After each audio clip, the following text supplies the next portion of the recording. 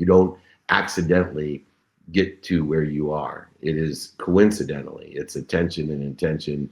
And we started with the hard work, practice, and consistent behavior. The gentleman that's going to be joining us, he's played as well in the biggest stadiums in the world. He's a Hall of Famer, and he gets that experience. And I'm sure for us, I work with Major League Baseball, still do actually, but got to travel to every stadium, be on the field. I've been on the field, with Troy Aikman, Steve Young, of course, Warren Moon. It is a special feeling, but I can't imagine what it is like to be a Hall of Fame kicker. And I am so excited for our next guest. He's a truly brother of mine. And the reason he's a brother of mine has nothing to do. I know tons of football players, but he has literally the biggest heart for the sake of other people.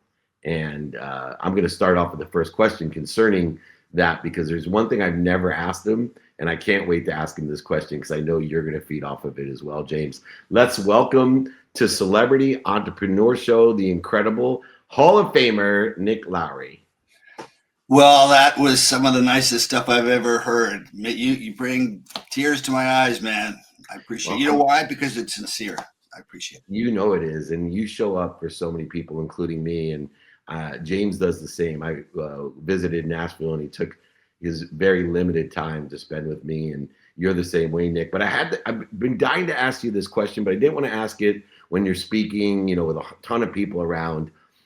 One thing that's remarkable about you, beyond your Ivy League education, beyond your heart and soul, is that I've been around the game of football as long as you have. I'm just not as good as you, but I've been around it as an agent and a marketer and a philanthropist of sports. Kickers are supposed to have nerves and emotions of steel. And one thing that I constantly think about is Nick Lowery is as emotional as I am. He will cry at the drop of a dime. Like, how the hell did you control your natural emotions being a kicker? I could see you crying on the sideline if you missed. Is that why you made so many of them? I would have to say that's actually, you answered your own question. There's a very powerful incentive to not have that feeling of missing a field goal. I wouldn't cry, but certainly. He said you cried, just for the record. How you cry. Okay. But, you just learn to manage your emotions as best you can. And maybe mine were a little bit more of a challenge because I was more present, but it's never the same. Every game's different. And so I don't know about James, but I do know that preparation and practice and visualization, etc. In music, I was a drummer in a band called Moonshine way back, and I have a lot of musician friends. That's a flow. But as a kicker, the hard part of it is you're waiting on the sidelines, and you may be waiting for 2 hours in freezing cold weather. And so then you have to perform in 1.27 seconds. It's sort of like, I guess in music, the analogy would be you've got to hit a very, very, very difficult note in 1 second and with no warm-up, right? I was going to say, imagine doing that with no warm-up. Yeah. I mean, I think it's beautiful that you care so much that you're the first one to be upset if it doesn't go well or excited and proud when it does. It says a lot about who you are and also makes a lot of sense as to why you are so successful. I truly believe that whether it's in music, business, sports, it comes down to you wanting to be there, appreciating the opportunity, and that more than anything is going to translate to the longevity and the real success. And of course, preparation. Success comes when preparation meets opportunity. It's one of the first quotes that I heard and went, that makes sense to me, and I've lived by ever since. So I love that you said that. And I continue to train. I can continue to prepare for everything that I have done and that I want to do, because there are so many other people that want similar things. And we have to look at this place of where we're at with humility and go, I'm grateful to be here. I'm lucky to be here. How do I stay here? Keep preparing, keep working my ass off. Yeah. And I think hopefully one of the nice things about getting older is you grow in your intuition, you grow in those fruits of the spirit, which feed creativity and which are independent of aging. that funny thing called wisdom. You go to the more important stuff, and maybe, just maybe, you come up with some new stuff, new harmonies, new music. Well, speaking, sorry, that actually reminded me one thing I was thinking of when David said you have, nerves of steel, and that's required for your job. But anyway. But I love that though, because the other side of my life outside of music and entrepreneurship is acting. And it used to be so much more difficult for me. I'm 35, started when I was much, much younger. Been about 2 decades of doing this. Well, started training when I was 6, I guess. So almost 3 decades. But it used to be so much more difficult for me to cry, to tap into a place. And as silly as that may sound, like, well, actors should be able to cry. When you're in your 20s or teenage years, yeah, I didn't have the same experiences. I had painful experiences, but I couldn't necessarily tap into them, or I didn't want to at that point in my life. So to what you're saying, like, that is one thing that has gotten all too easy for me at this point, because I have so many more perspectives and experiences as an adult. I've tapped into a part of myself now in my mid-30s. And when it comes to being on tape, it comes to having to perform that scene. Yeah. It's almost too easy. Like, I'm almost too emotional for that moment. Now, right. The trick is not overdoing it and being able to pull back from tears. Yeah. But I can only imagine what will happen with music and acting, all things I do, in the next 2-3 decades. I would think that, speaking for myself, is just once you've accessed that, that's a pathway, and it has to be grounded and connected to something truly authentic. Like right now, I can feel myself. I could bring that in. Boom, because it's so much more important than anything else I do. So it's my purpose, and I'll get really emotional. I almost died 5 weeks ago. I was on the getting a ablation, reasonably straightforward surgery, where they put 2 wires up through your hip on either side through the femoral artery. And they use what's called a paralytic, and apparently, which I've never had any issue ever with all the different surgeries, I had an anaphylactic reaction, and my blood pressure went from 128 to 74. Now, I'm out when that happened. So the anesthesiologist, Dr. Levin, told me this the next day, that it went down to 50/50, and I was going to die. They had to give me epinephrine, and the nurses told me when I woke up. So I kind of feel like, it just reinforces the idea that life can be taken at any moment. So do the things you love with the people you care about. And I really feel grateful for those reasons. I feel like I'm doing the things with people like David, people like Lee Steinberg, we're here to make a difference. I mean, we look at the problems today, the Charlie Kirk assassination, whatever reaction you have, is just horrible. Working in Israel, all these intractable issues, somebody's got to just dig in and say, how do we come together? Of the 80% that are common sense in this world, that are not extreme, let's remind ourselves that we really are we have a lot in common. So. I couldn't agree more. Thank you for saying that. Absolutely. No accounting for crazy. But beyond that, one of the reasons I wanted to have you on the Celebrity Entrepreneur Show is you've written a book called Naked and Alone, with 80,000 people.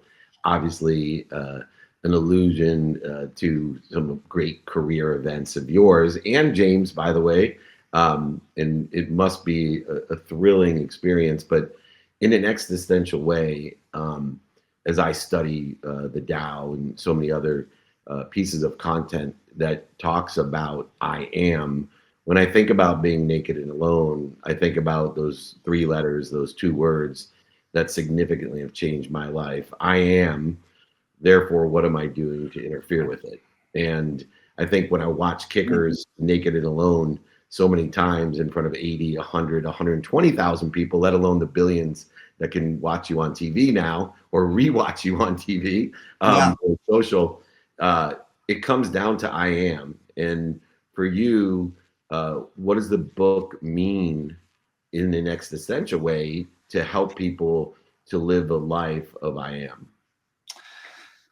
Well, number one, to marry defeat and failure and falling short, whether it's a field goal falling short against Miami in the playoffs in 1990 from 53 yards, it would have won the game after 24 in a row.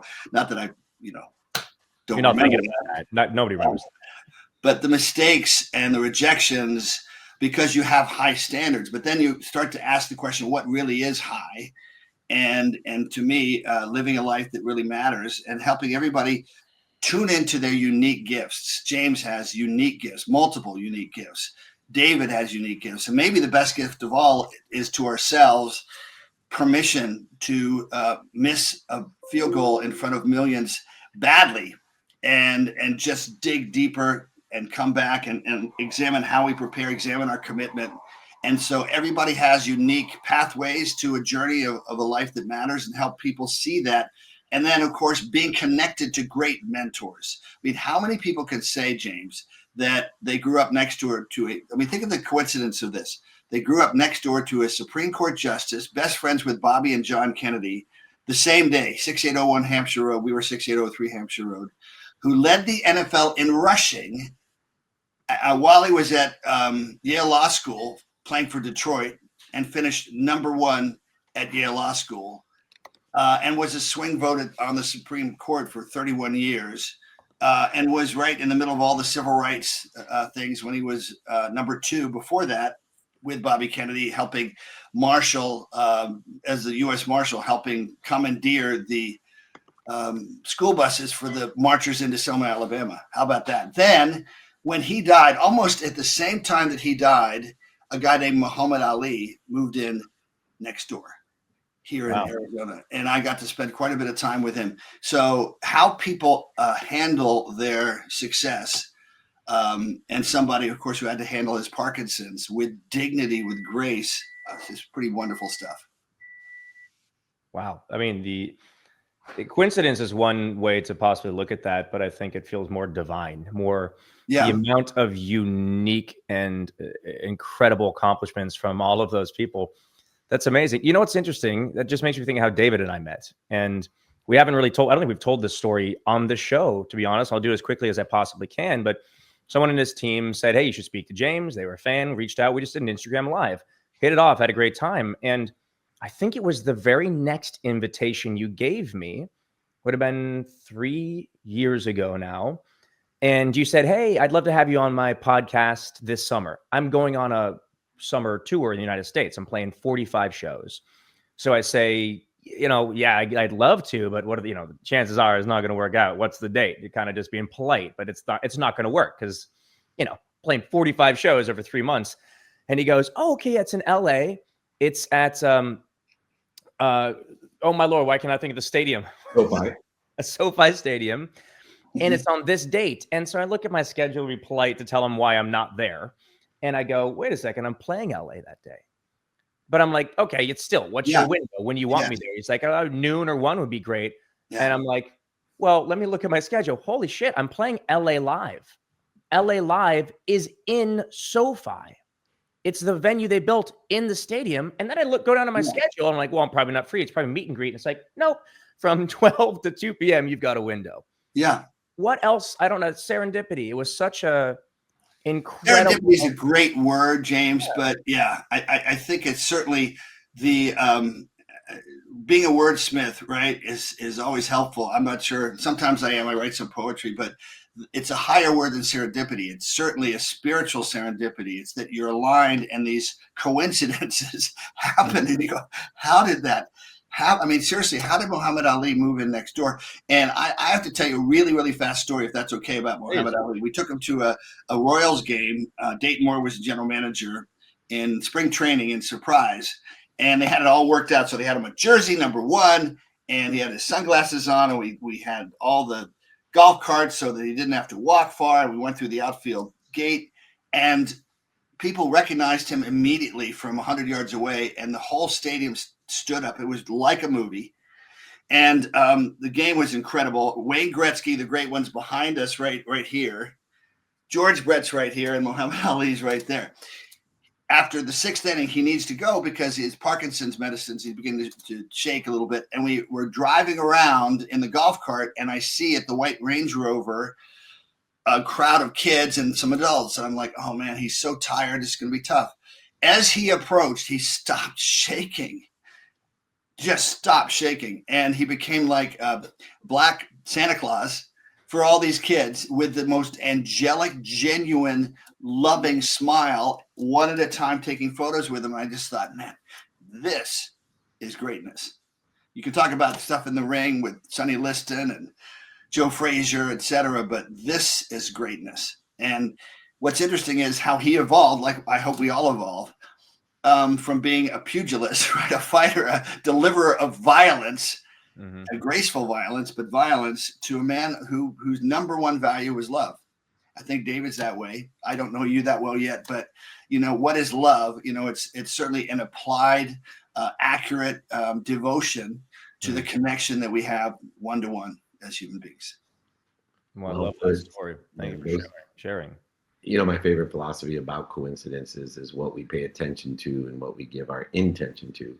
Saying, doing, thinking, feeling, and believing will equal the coinciding of the universe. So a lot of people don't, number one, pay attention to the coinciding of the universe, and two, they don't see what they're given when the coincidences arise. They see some sort of punishment if the evidence is contrary to where they think they want to be, like missing a field goal. You would think the evidence is contrary to where I want to be, but missing that field goal had a significant impact. Being rejected, James, from some of the things that you didn't get called on. For me, I'm built a brand called Made From Mistakes because nobody could have convinced me when I lost everything, including my mom's house, that somehow that would promote me, protect me, love, and perfect me. It sure seemed like punishment until I quickly changed the mindset to the coincidental occurrences, the coinciding of what I desired by giving intention. And one of the things I know about both of you gentlemen that I admire so much is you are very intentional, and there's a definiteness of purpose and love in your lives, which is why you are where you want to be. You don't accidentally get to where you are. It is coincidentally. It's attention and intention. And we started with the hard work, practice, and consistent behavior, and ending on that note as well. How important, Nick, is that consistent preparation even today as you're an author, a speaker, a philanthropist? You spend the majority of your time in service and value to others, but you're still very consistent about it. The word I've been using a lot lately is consistency. The great people I've known in my life are the same the day I met them and 30 years later. Len Dawson, who was ended up being on my show, it's called Head Games Radio. He was my Monday morning quarterback during the NFL season. And he could have hated me because he was the holder for Jan Stenerud. I beat out Jan Stenerud, took the job of a guy they thought would be the Chiefs kicker forever. But he was always the same person. And just that consistency is so important. And we are challenged to be consistent, right? I think the hardest thing is to have consistent choices in terms of who we surround ourselves with, so we bring out that consistency and the deeper values that hopefully we share with those people, how we spend time with, people that love interests and obviously in business as well. So that's where the consistency comes more than anything. Because if we don't, there will be those mini dramas and maxi dramas that can knock us off. So, I'm James. I'm just going to interview you for 2 seconds. I bet you had a couple business opportunities, right? Where you had to choose it. The product sounded great, but are these people that I'm going to work with for anywhere from a year to who knows how long? They'll represent me. I'll represent them. Are they the kind of people that I believe will be in congruence? That's, of course, what Think and Grow Rich is really primarily about, is that congruence of our deepest values. So I'm really asking your question. Yeah, well, I'm finding a question in there. I'll find an answer as well. I think more and more being aligned, working with people who share the same values is more and more important to me than even skill set, than experience, than a lot of other things that might have been more traditionally how one would hire or one would go about going into business with someone. I want to work with people who are aligned fundamentally, and I want to be around people who are aligned fundamentally with what I want. And now you can talk about politics or religion or all those things, but I think what's more important than those is intention. What do we want out of this world, and what do we want for this world? And Nick, you spoke about love. And I've realized pretty recently that love is a verb. it's actualized through loving actions. So if you want to be loved, or you make the choice to love others, to put that intention, as David put, behind being loving and showing the world love. And without sounding too hippy dippy about it, I think that's extremely important. And it's made some decisions tough in life with people that I used to work with, or even people that I'm still working with, and wondering if that alignment truly is there, and if it's something I want to continue or something I want to pursue. But ultimately, the more I make that decision, the more I surround myself with people like David and like a lot of the people that I'm lucky enough to be around, my fiance and people that I do work with, it ultimately gets easier, because then there's really no question. There's just we're either on the same page with trying to do good in this world with good people, and the rest we agree we're going to figure out, or we're not. And that's unfortunate, but I'm not going to waste time trying to convince, let's call it the 10% over here and the 10% over there, the extremists, that I'm right and they're wrong. That's okay. Yeah. So yeah, I'm sorry for a long answer, but I think it's a deep question. And it was great. Nick and I were with Jim Quick, one of our dear friends, and I admire him immensely for how enlightened he is. But he always tells me, Dave, life exists between the B and the D in the alphabet. It exists in the C, the choices that we make. And one of the critical choices, as you can see on the bottom, the book that's coming out, Super Bowl, is Don't Do Business with Dicks. And that's a choice in your quantum shift, James, you're making in your life. Regardless of the money, I'm not going to do business with dicks, and neither is Nick. But I will do business with Nick. That might be my next book. Only do business with Nicks. Exactly. Business with Nicks. It's a much better rhyme. Yes. Yeah, it's good. Nick Lowery and Nick Glazer. But I want to thank both of you gentlemen. Nick Lowery, where can people buy your book? It's going to be literally, it's being published right now on Amazon. We're in negotiations with some folks that might end up taking it to a different level. I'd like to think it's a very unique story, being a legislative aide in the U.S. Senate, and then trying one last time to make it, and then playing 18 years and being the most accurate kicker in NFL history. I love the way that sounds. I do too. And I hope that accuracy extends to a skill set in terms of hitting the targets that really matter in life. And that's where the book, I think, will hopefully hit people's hearts. Thank you for writing it. Thank you for being our friend. Please promise. I look forward to reading it, Nick. I truly do. Nice to meet you, James. Love you, David. Love you. Take care. You bet. What a great man. James Maslow, what's your takeaway of the day? Man, the energy and humility that Nick has after, he referenced a game in 1990, the year I was born. I don't say that to make anybody feel old. I know you want to make a joke. I say that truly in admiration, that he has been at such a level of success. And it sounds like I'm going to read in his book a lot more how diverse and how deep that goes, and the multiple different fields he's worked in and been in. And he's still here, so excited about what he's doing now. He is being present. And I think that's my takeaway today. Be present, choose to be happy, choose to love, put your intention in the moment, and surround yourself with people who are like-minded. Yeah, and I'm taking away a relationship at a different level to understand emotion and focus, because emotion can interfere with our focus. If we get too high or too low, we're off our game. And, it's a majesty of calmness that we can have, even if we're very emotional, empathetic people. And we can live at ease and live in this majesty of calmness that gives us clarity, harmony, focus to hit our targets and perform at our best and recover efficiently as well. Something that you do very well, recovering, and hopefully I can as well recover so I can perform better each and every day, even though other people will try to limit us with our own recovery capabilities. We're still here, and we're taking the time to pour into our community. Looking forward to some bigger and better things for Celebrity Entrepreneur Show. It's happening because it's with James Maslow. James Maslow, I can't wait to see you. Have a wonderful, wonderful day. David Meltzer, as always, appreciate your time, brother. Great to see you. See you next week. Great stuff, man. You're amazing.